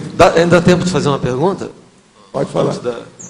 Vou fazer uma das perguntas aqui, tenho 3 aqui. Isso aí eu acho, não sei se é coisa minha isso. Se a gente mesmo, quando não explicita a metáfora no texto, né, ou usando grifo ou aspas, né, quando a gente escreve, pode dar margem a distorções na interpretação literal ou semi-literal, não está indo contra a metodologia deles? Mas depende do que a pessoa escreveu, né? Para a gente ver como é que é. A gente tem que saber usar os processos, seja itálico, aspas, o modo de abordar a expressão, os qualificativos que você dá para isso. Mas muitas vezes a obscuridade da coisa... Não, a obscuridade deve ser combatida em tudo. Tudo tem que ter uma limpidez de pensamento, senão está danado. Muitas vezes a distorção é por causa desse sentido analógico. Agora, as pessoas, mesmo você escrevendo com a maior limpidez, elas interpretam errado, de acordo com a cabeça delas, se elas têm a priorismose. Elas já têm um pensamento preconceituoso na cabeça. Então, elas já são mitômanas. Porque esse problema da religião, por exemplo, uma das coisas é que o leitor, o povão, tem tendência à interpretação literal. Então, isso pode ser minimizado pelo escritor. Pode.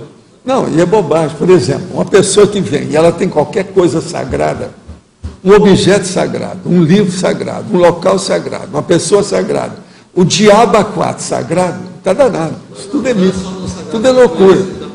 A vaca sagrada. Na poesia, em várias... Tudo é besteira. Tolice.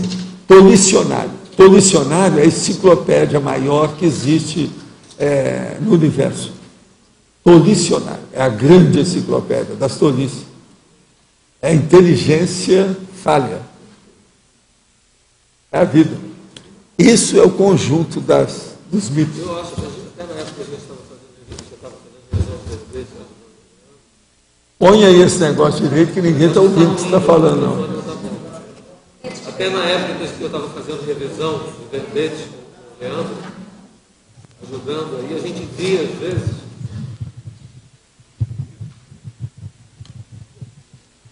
Um problema grande que tinha é esse, de que às vezes a pessoa, na forma de pensar dela, que está pesquisando o assunto, ela assumiu que aquela analogia ali está clara para todo mundo, né?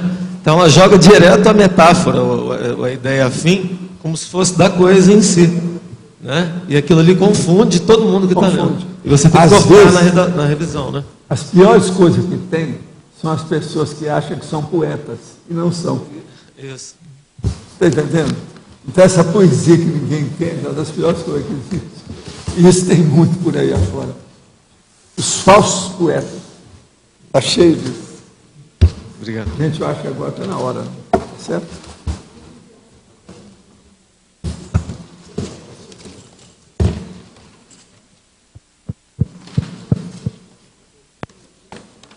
Você dá lá para ele.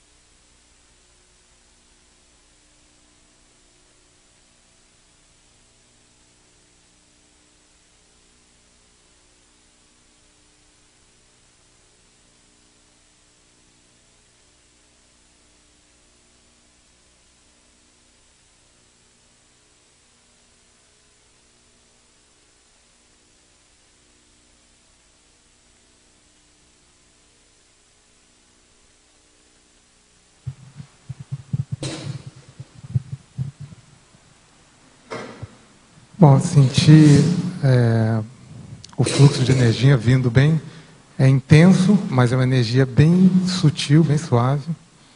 A impressão que eu tinha que vinha e se espraiava, né? Ele concentra por aqui e depois se espraia assim para fora. Também depois de um tempo, depois parece que o campo estava formado, parecia que a energia sai, mas fica um núcleo aqui mais pulsante aqui. Também eu vi a presença de um homem alto, bem magro, de chapéu. Sim, uma calça comprida, assim, parecida assim, com essa, assim, desse lado de cá. E assim, a sensação aqui é ótima. Parece até, uma hora pareceu que eu estava até um pouco mais leve. E uma outra coisa que eu vi foi energia vindo em redemoinho, na minha direção, assim, vindo em redemoinho durante um período pequeno assim, de tempo. E você? Então, eu senti primeiro um amortecimento no corpo todo. E no final do ano passado eu quebrei esse pulso, tenho tido muitas dores. E eu senti começar a latejar o pulso. Mas uma coisa diferente, não dor. um latejamento, não sei te explicar. Como um calor, assim. E a sensação muito agradável. Tô muito bem. Passou, já. Muito bem. Bom, eu senti muita energia na cabeça, principalmente no topo da cabeça. Parece que mexeu toda a minha cabeça. Senti assim uma sensação, parecia assim meio distante, meio de indiferença, assim, meio de alheamento. Parecia que eu estava assim meio longe das coisas, assim, meio distante. Assim, meio estranho, assim, mas interessante. E foi isso. Você está sentindo bem? Tudo bem, sim. Agora, eu quero que você se tenha uma hora que esfriou muito devido ao processo de ectoplasmia, eles andaram atendendo as pessoas por aí. Gente nossa, você sabe quem? Eles andaram assistindo a situação. A Lene sabe o que é. Aproveitem para fazer isso. Ah, é? Ah, então é. Gente, é aniversário.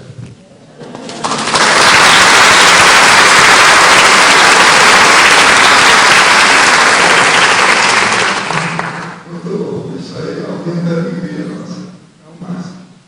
Muito bem. Eu estou vendo. O polícia do Ministério está lá. Achei muito. Então tá bom. Tudo de bom. João Paulo. A gente pede para desligarem os celulares, por favor.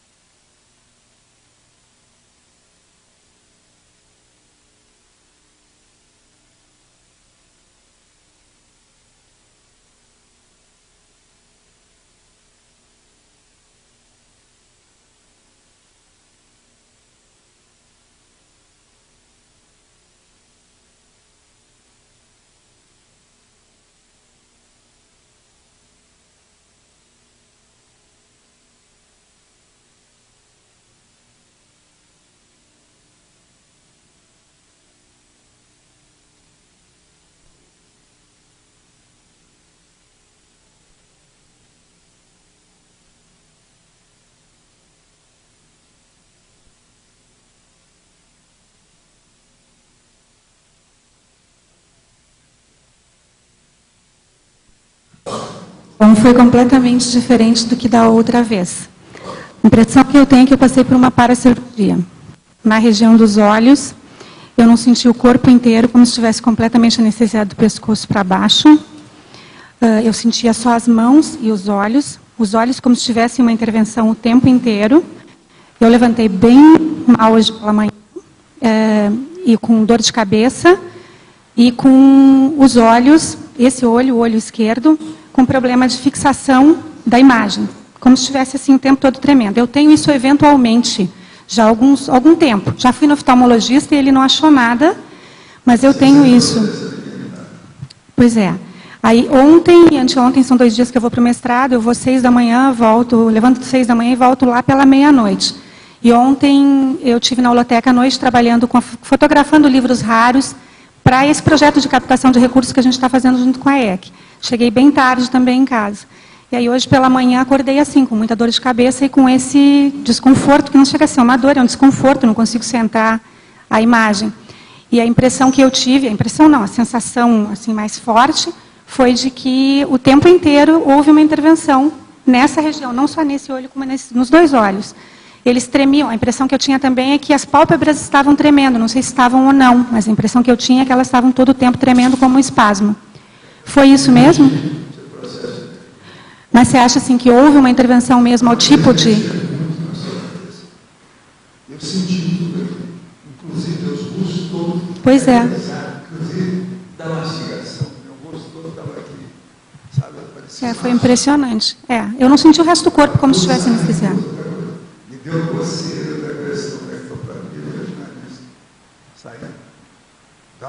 Essa coceira já você não pode mexer, senão você tem que aguentar. Então o negócio vai e coça. Há uma comichão interna nas córneas, sabe, por dentro da narina. Senti isso tudo aí. Foi uma percepção muito evidente, assim, sem sombra de dúvida. Um pouquinho antes de acabar o exercício, acabar a experiência, começou a parar, diminuir. Eu voltei a não perceber mais esse espasmo nos olhos.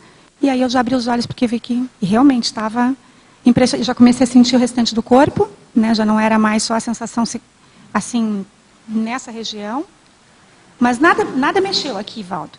Eu não sentia mexer o rosto, nada. Era só nessa região. Agora a ectoplasmia sai assim, sabe como é que é? É a base. Isso pode ser a sensação, por exemplo, eu não sei se eu estava tremendo, mas eu acho que não tive espasmo. Porque era diferente da sensação de espasmo quando a gente tem. Parecido, mas não igual. É a mioclonia. Provavelmente deveria ser também a questão da ectoplasmia atuando aqui, né? Entendi isso. E você, Joaquim, como é que você foi? Em geral, senti paz, senti uma nova sinalética assim no meu antebraço aqui, que eu nunca tinha sentido antes. Em vez de sentir um arrepio forte, senti um arrepio bem, como se estivesse fora do braço, né? Uma coisa nova para mim. E depois senti uma sensação visual de uma cor bordô que eu nunca tinha visto. Parece, estava vendo se tinha alguma coisa aqui, mas era uma coisa mesmo interna, né? Uma percepção, uma cor bordô que trazia muita energia e tranquilidade. Depois senti uma presença aqui, aí que eu senti também uma sensação óptica forte de luz que veio daqui, desse lado aqui. E depois no final vi como se fosse um furacão, como é que se fala? Um tornado, né? Às vezes os 2 metros de altura, que saía daqui e se dividia e se ia para todo o anfiteatro aqui, né? E só isso. Senti bem. Está sentindo bem. Relaxado. Então tá. E agora você, Roberto? Senti muita energia pelo coronochakra, logo no início. As pálpebras mexendo o tempo todo também. E pareceu assim, tipo uma continuação do trabalho da dinâmica que eu fiz hoje de manhã. Hoje de manhã eu senti muito uma pressão intracraniana forte, até que expandiu e relaxou. E agora eu senti a mesma coisa, só que em todos os chakras, né? Entrou direto pelo corona, e à medida que ia passando pelos chakras, ia trabalhando um pouco, aí passava, ia trabalhando e passava, até que no final eu senti que a energia toda estava fluindo. E no início também do trabalho eu senti o campo vibrando um pouco e no final parecia que estava como se fosse uma coisa só, assim, ondulando, né? Não tinha nenhum impacto, como se eu estivesse dentro do campo e só percebendo a energia. Mas sensação no final muito boa, muito agradável. Ainda bem, tudo bem então. Muito bem, gente. Obrigado mais uma vez.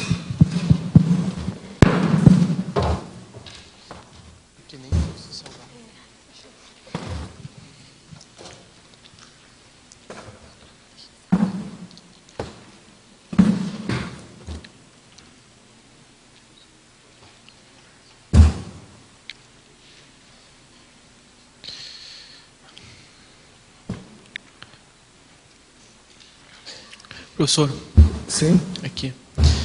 No primeiro teve uma circulação assim nesse sentido aqui de energia? Eles andaram dando uma geral logo no início. Limparam tudo. Sabe? Parece, a sensação que eu tive que estava mais tumultuado, assim, estava meio... No início estava. Por isso que eles mexeram na energia geral. Você deve ter sentido, foi isso aí. Logo no início. Uma onda, assim, né, nesse sentido aqui. Agora ela entrou na história bem. Ela está dando aula para muita gente que eu conheço aí. Ela não é? É sensitiva. É a vida, né? Agora, tudo tem sua razão de ser, né? Ela participar, sentir o campo, essa coisa, tudo isso é importante.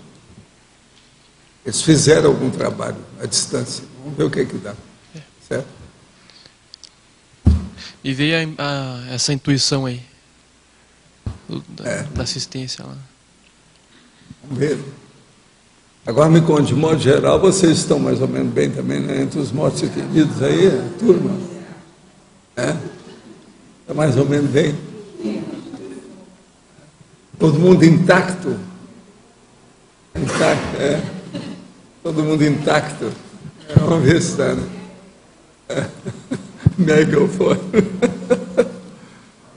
Valdo. Sim. Aqui, na letra A. Tá. Você falou que tem uma série de livros sendo publicados sobre o nazismo nos últimos 15 anos, quase aos milhares, tá?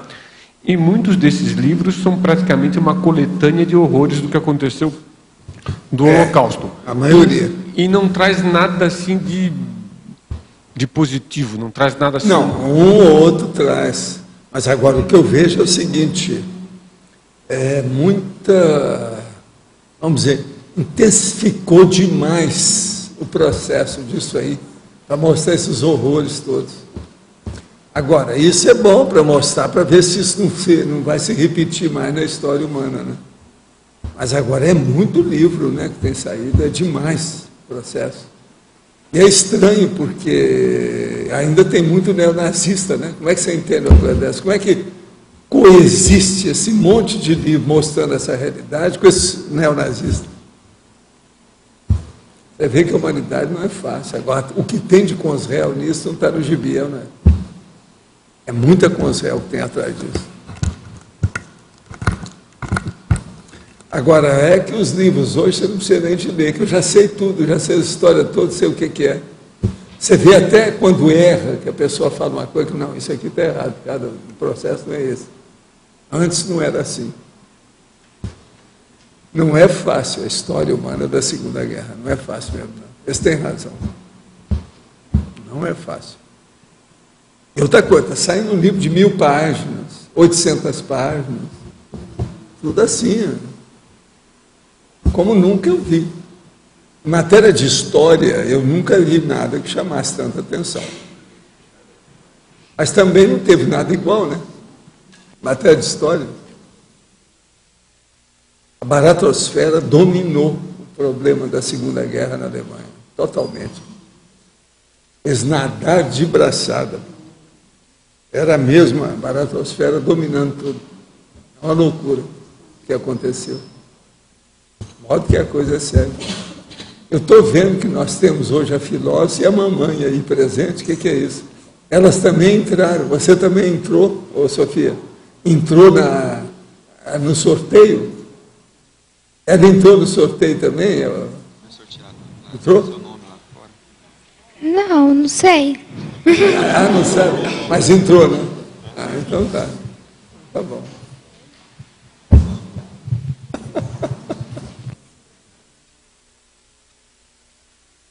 O seu pai sempre aparece aqui nas quintas porque ele quer aparecer aqui embaixo. Até agora ainda não deu. Caso é sério. Ele faz força, não é isso? Um dia você vai aparecer, não tem nada não. Insista, não desista. Antes de ter a megafonização, Não, não sou papapasse, não. Você já está aqui, você já está preparando a situação também. Você está ajudando a montar o campo. Então isso é importante. Você não é papapasse, não, a gente sabe. Ele estuda. Se não estudar também comigo, né, dentro da família, você dá uma rasteira no cara, né? A gente tem uma certa autonomia moral, né? Alguma competência, autoridade, alguma coisa. Né? Mas, gente, de modo geral, está tudo bem então com vocês? Tudo ok? Há alguma pergunta no ar braba aí, ô João? Você que hoje entrou na história? Não é braba, não. Eu só queria saber se o senhor pode falar assim quem que o senhor sentiu a presença hoje da equipe, costuma ser a mesma, variou? Não, é a mesma turma e hoje aí está tudo muito tranquilo. Agora, devido ao processo do tema, que a gente estava falando, uma opção de coisa, eles deram a limpeza logo no início. Entendeu? Na situação. Porque sempre atrai, né? Todo pensamento atrai consciência, né? Então eles colocaram as consciências no lugar certo, então, com calma. Agora, o campo aqui hoje, depois de todos esses que nós já fizemos, ele está muito assentado, é muito tranquilo. Fica tudo como se fosse automático, é só ligar o negócio, já entra em alto nível de fluência do processo de energia, montagem do campo, tudo alto nível. Agora, por exemplo, no segundo tempo, agora no fim, a energia que estava aí é um absurdo. É o Oceano Pacífico funcionando. Sabe? É forte. Eu mesmo sinto a situação toda. Agora, isso tudo é uma máquina, né? É a máquina do corpo da gente funcionando com a máquina do campo instalado dentro do processo. Tudo como se fosse dínamos funcionando. Na verdade, até um certo ponto, tudo isso é uma espécie de usina mesmo de energia. Funciona. Atua. Por exemplo, uma pergunta bem simples assim. Digamos que você sempre faz no mesmo lugar, exatamente. Digamos que, por uma hipótese, na próxima semana vai ser feito, não sei lá, na sala de transmissão. Vai ter alguma diferença ali? Não.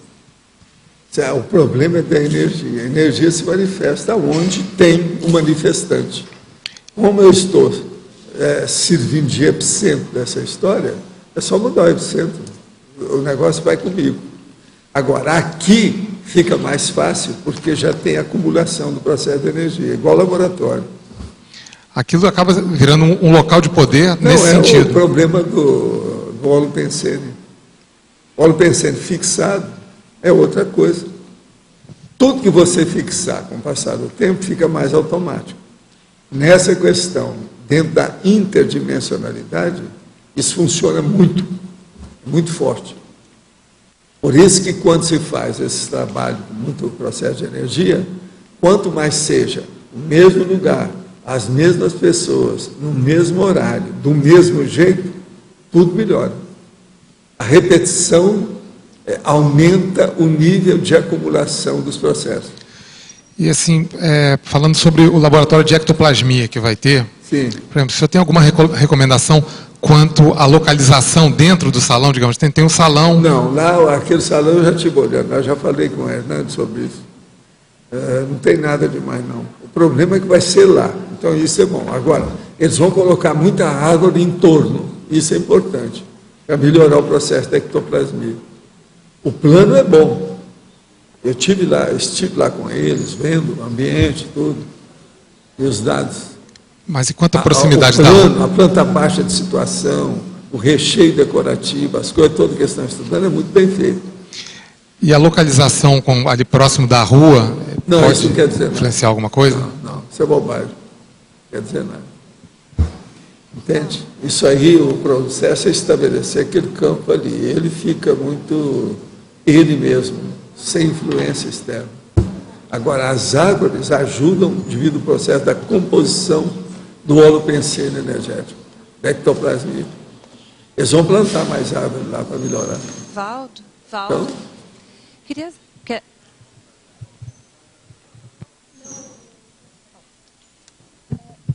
de saber se tem algum projeto, não só para Curitiba, que eu sou de Curitiba e tenho dificuldade, né? Mas de indicar para as pessoas, para as crianças pequenas, algum curso, tem algum projeto do IPC para não, tem as para coisas criança, da adolescente? Evoluci, né, que trata das crianças. É preciso de ver isso. Agora é preciso de ver onde, quando, o que é que tem, como é que é. Evoluci é dedicada às crianças. Existe? Tem. Mas, isso, Luiz, depois pode ver para a senhora lá a situação. Tá bom. Tá bom?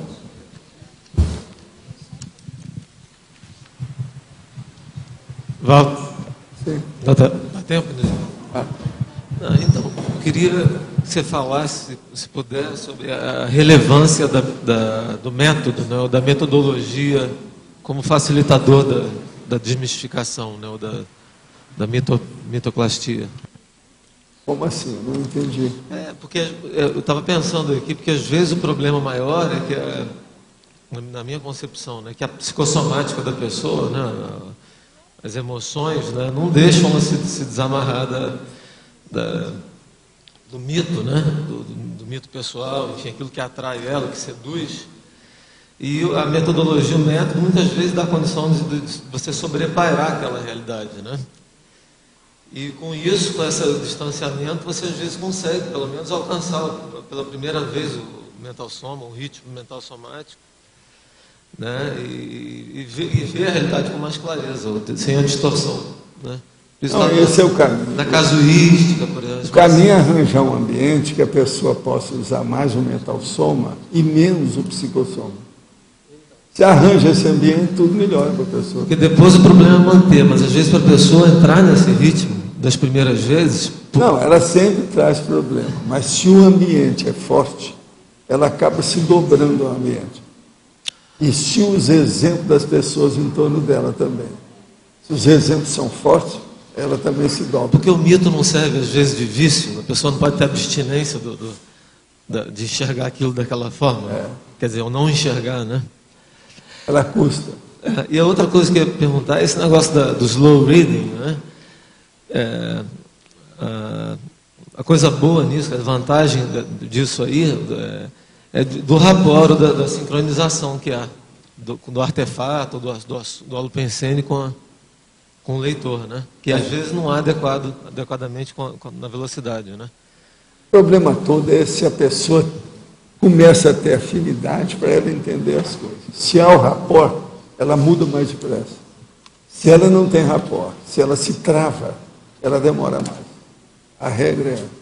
Porque muito da compreensão, da semântica, já se dá logo a partir do encaixe bem feito, né? A maioria sabe muito mais do que parece. O problema é que a maioria não quer fazer reciclagem. Ela não quer ter esforço de mudar. Isso que é o problema. Gente, então os nossos comerciais, por favor.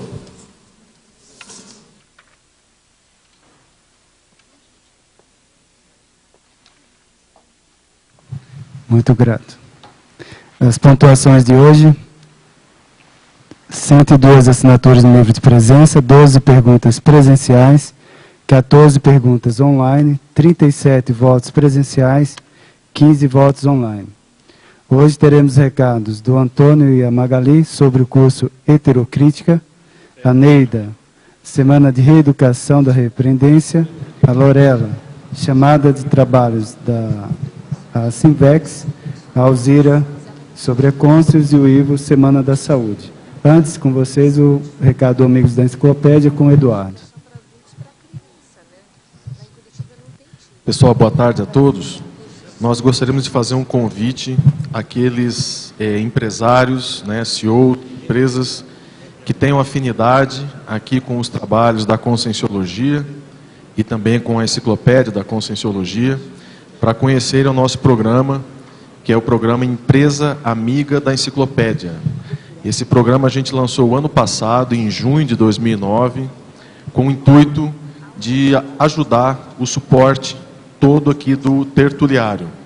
Hoje nós temos 9 empresas que são patrocinadoras aqui do tertuliário, da enciclopédia, da Conscienciologia, e isso tem ajudado demais, muito mesmo, a manutenção junto com os amigos da enciclopédia, com as pessoas que contribuem, que participam aqui dos trabalhos da enciclopédia da Conscienciologia. Nós procuramos oferecer alguns benefícios para essa empresa, algumas oportunidades de divulgação dentro aqui do tertuliário também. No site, nós estamos finalizando um novo site, onde vai ter oportunidade do empresário, da empresa, participar com a divulgação da sua logomarca. Além disso, se o produto da empresa for viável, né, tiver possibilidade, existe uma condição da pessoa também poder divulgar o seu produto aqui no final das tertúlias ou mesmo durante a tertúlia. Então, com esse programa Empresa Amiga da Enciclopédia, o programa Amigos da Enciclopédia, ele vem conseguindo dar essa manutenção aqui de todo o trabalho do holociclo, da holoteca e do tertuliário. Despesas como cubas, papel, grampos, a própria iluminação, a internet, a manutenção dos equipamentos aqui da sala de transmissão, material de limpeza, água, tudo isso tem sido custeado com essa arrecadação, com esse esforço pessoal das pessoas que participam e também dessas empresas amigas da enciclopédia. Então, os interessados podem fazer um contato inicial aqui na recepção do CAEC pelo telefone 3525-2652 e aí a gente então estabelece um contato e passa as informações referentes ao programa. Obrigado. Boa tarde a todos. Nós viemos aqui convidar para a 12ª imersão no Heterocrítica de Obra Útil. Tá, o curso vai acontecer esse final de semana, dia 4 e 5 de setembro. E nós, para todos aqueles que gostariam, estão aí querendo desenvolver os atributos do Mental Soma, tanto a equipe intrafísica como extrafísica, ela está voltada para isso, para desenvolver esses atributos da leitura, da hiperacuidade, da heterocrítica, né, da crítica mesmo, focada na leitura. Tá? Então, o Antônio ele vai falar aqui mais sobre o autor e a obra. Pessoal, boa tarde a todos. Para complementar aí o convite da professora Magali, a gente queria então lembrar a todos aí da importância desse curso para a produção conscienciológica da CCCI. Né? Essa ideia que o professor Valdo trouxe hoje, desse dicionário da bibliografia, seria muito importante que as pessoas aproveitassem essa oportunidade, porque a gente vai estar desenvolvendo técnicas de otimização da produção conscienciológica. Vejam, o título da obra, Administração da Vida Científica. O Gilson Volpato, ele é uma pessoa que tem grande experiência na área, já escreveu 6 livros sobre processo de método, de pesquisa, de redação científica. Né? Essa obra dele está dividida em 3 partes, que são princípios fundamentais. Né? Nessa primeira parte, a gente vê uma série de associações com a Conscienciologia, diversos paralelos que podem ser feitos com a Conscienciologia. A segunda parte, ele fala de administração do tempo. E a terceira parte, o cotidiano profissional, onde ele vai mencionar o progresso científico, o currículo, o crescimento profissional, a publicação eficiente, redação de manuscritos, publicações e citações. Então, vejam, são capítulos que vão otimizar bastante aí a produção conscienciológica na CCCI. Então, eu quero agradecer aquele primeiro convite, que a gente falou que estava faltando pessoas lá. A gente praticamente já alcançou o número mínimo de pessoas, mas a gente precisa de mais pessoas para a gente fazer massa crítica e poder, então, otimizar, né, a produção conscienciológica aí dos pesquisadores na CCCI. Então, não percam essa oportunidade de enriquecer o currículo, né, a biografia aí, individual, para fazer parte aí desse projeto que o Pedro parece que vai estar desenvolvendo. Obrigado. Maiores informações, as pessoas podem entrar em contato aqui com a recepção do CAEC para fazerem suas inscrições, ou também pelo número 45 3525 2652. Obrigada. Boa tarde a todos. Em nome da Repreendência, estamos convidando para a primeira semana da Reeducação Consciencial, cujo slogan é Reaprender para Reeducar. Será realizado no período de 8 a 16 de outubro deste ano, no discernimento. Essa semana, gente, o primeiro tema de abertura vai ser uma qualificação docente para professores da Conscienciologia. Então, todos interessados em qualificar o seu trabalho como reeducador, está disponibilizado essa qualificação docente no início dessa semana. Depois, o segundo evento promovido será uma conferência a respeito da história da pedagogia. Haverão seminários dos pensadores da educação. E no período final, de 13 a 16 de outubro, haverão cursos, oficinas e outros eventos. Haverão, além disso, também 5 palestras gratuitas aos interessados. Este folder está disponível na saída aqui da Porta Tertuliário e também em outros locais. Mas, para maiores informações, podem assistir também o vídeo promocional no site da Reaprendência, que é www.reaprendência.org. Lembrando que Reaprendência se escreve com T. Maiores informações também pelo telefone 35 25 26 52. Estão todos convidados. Boa tarde a todos. Nós estamos aqui para falar sobre a chamada de trabalhos para o Congresso de Infecciologia, que vai acontecer no ano que vem. A chamada de trabalho está online no site da Sinvexis, é www.asinvexis, aí é com X e S no final, .org, tá? Então, será um evento que acontecerá em junho do ano que vem, uma junção de 2 ICs, a área C vai fazer o Congresso de Serenologia, o primeiro congresso, e a Sinvex vai fazer o Congresso da Inversão Existencial. Então, estão todos convidados a mandarem os seus trabalhos o quanto antes para esse evento. Obrigada. Boa tarde. A Consus convida a todos os interessados em fazer o programa de autoconscienciometria. O primeiro início, o primeiro curso começará no dia 10 de outubro, 10 de 10, a nova turma de Fundamentos da Conscienciometria, onde a pessoa terá a oportunidade de identificar qual é o seu tipo de personalidade, qual é o seu trafor, trafar, trafal, qual é o seu estilo pessoal. E mais vários itens sobre a sua própria personalidade. Os interessados podem fazer a inscrição na recepção do CAEC. Obrigada. Pessoal, falar aqui rapidamente de 2 eventos. O primeiro é a Semana da Saúde em Portugal, de 15 a 27 de outubro, no campus da IAC, tá? Onde vai ter uma série de eventos voltados à questão da saúde e também da assistência universalista.